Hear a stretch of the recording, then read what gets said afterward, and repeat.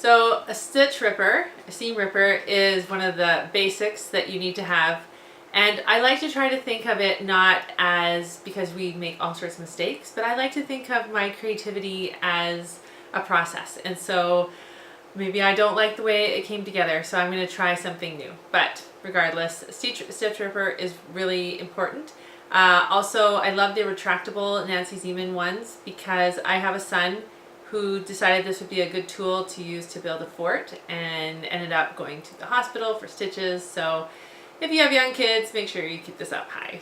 All right, the next thing I want to talk about is one of the most basic parts of our quilting, and that of course is a sewing machine. So you notice this machine, this is a Brother 1500. You can see how wide the throat is here. This is about 9 inches. So this is what's called a semi-industrial machine.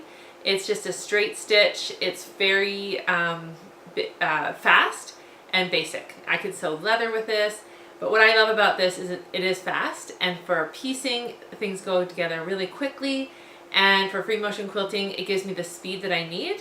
When I first bought a machine and for free motion quilting, it just didn't seem fast enough. And so, but as you get more confidence in your abilities, you'll want to go faster. And so this one was a really great investment for me. If you notice here, this is called a quilting table. And so essentially what this does is it actually gives me a place for my hand to lay. So if when I have my quilt sandwich, let's just say this is, oh, there we go, I knew I had it here. So I have my quilt sandwich here, or if I was quilting anything, when I have it under my throat, or my needle, I need to have both hands.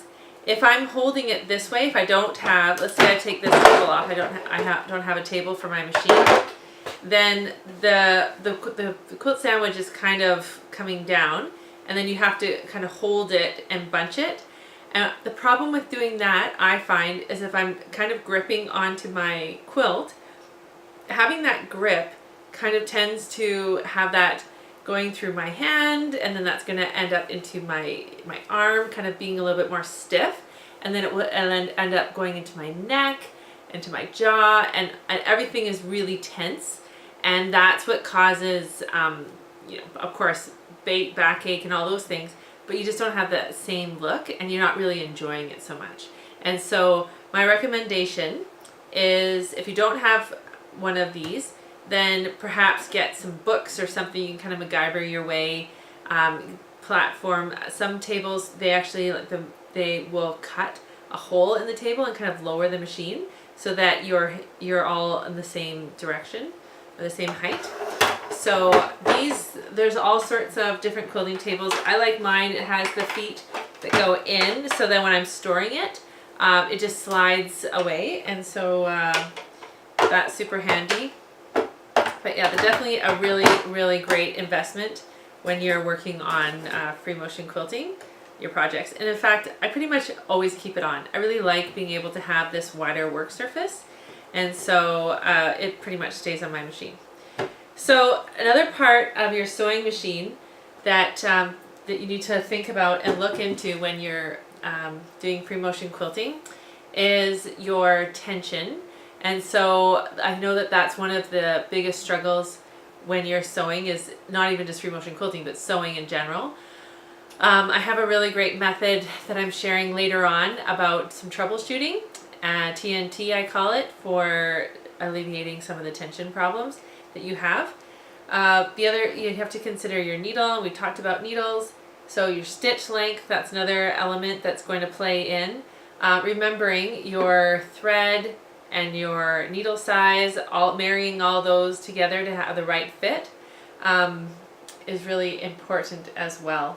The other thing to remember about your machine is to treat it kindly and make sure you have regular maintenance, keeping it clean, and it will serve you well. So yeah, a sewing machine, you don't have, and one of the things is you don't have to have a brand new fancy machine with all the bells and whistles. This machine has, it's just super straightforward.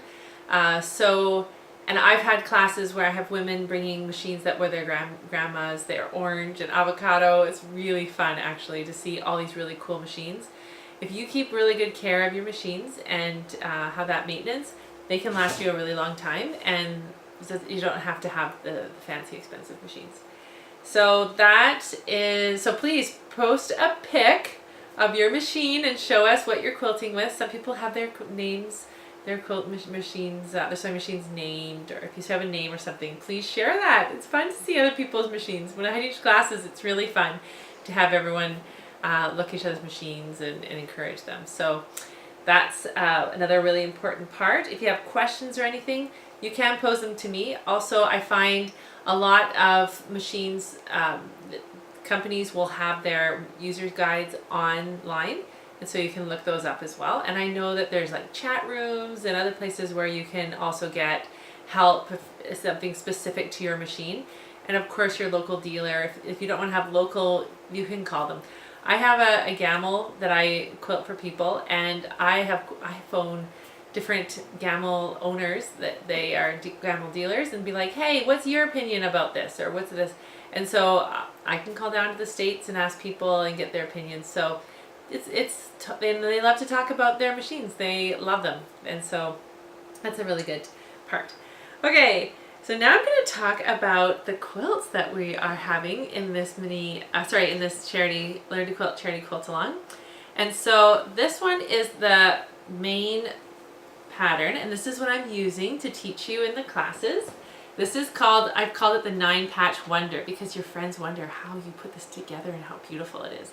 So this is a traditional 9-patch. A 9-patch is one of my favorite go-to designs. I have a lot of quilts of my own that I have variations of the 9-patch. I love how fun they come together. You can do strip piecing and all these really quick and fun ways to make it go quickly. And I love having this feature fabric in the middle. So this one here is called Autumn Love by Lori Holt.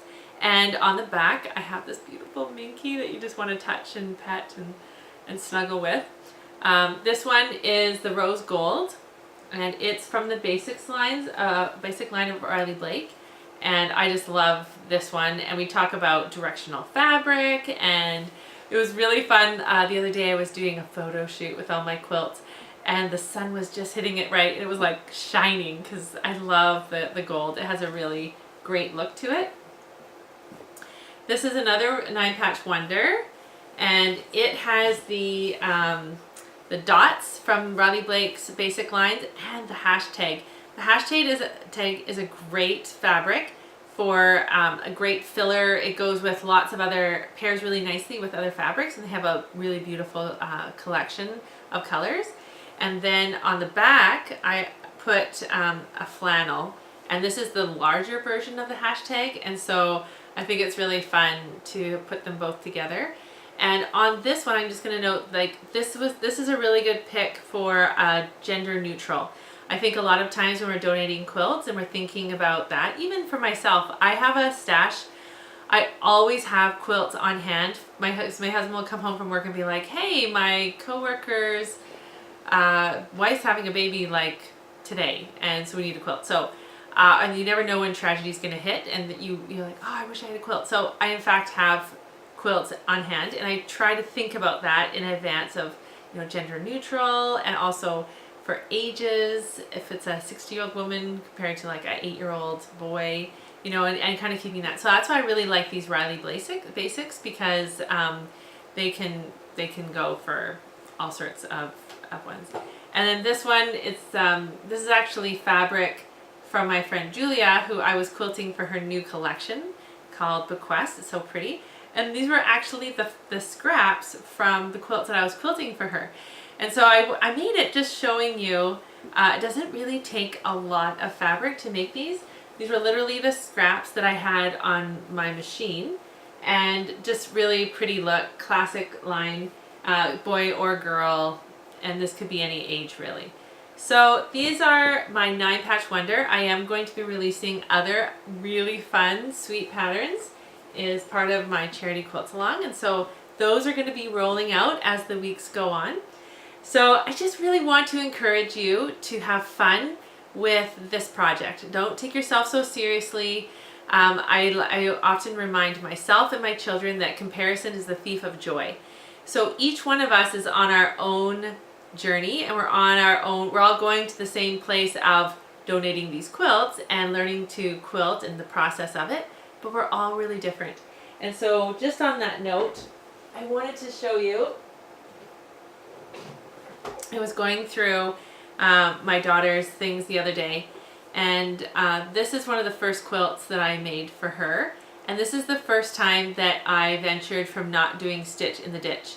And so super cute little quilt. She's 14 now, so this was well loved, as you can see, but just venturing out. So if you're feeling a little overwhelmed by this project, thinking, you know, she's showing me these quilts and they look so pretty, well, this is, with a walking foot, you can do this. So don't be overwhelmed, don't feel discouraged. This is a process, and so I really encourage you to keep going on this adventure. Have fun shopping this week. I would recommend that you get a tote and put everything that you need. So I've talked about the tools, and there, as I mentioned before, in this, that you can download the list from my website and from my blog, and you can print that off and you can keep all of them. Perhaps in a tote would be a really good idea, and so then that way you're just like, this is what my quilt along, and this is what I'm going to take home with me, or I'm going to keep it beside wherever you have it in your dining room, or if you have a specific room, then it's just nice to keep everything together. All right, and now we're going to talk about Wonder Clips.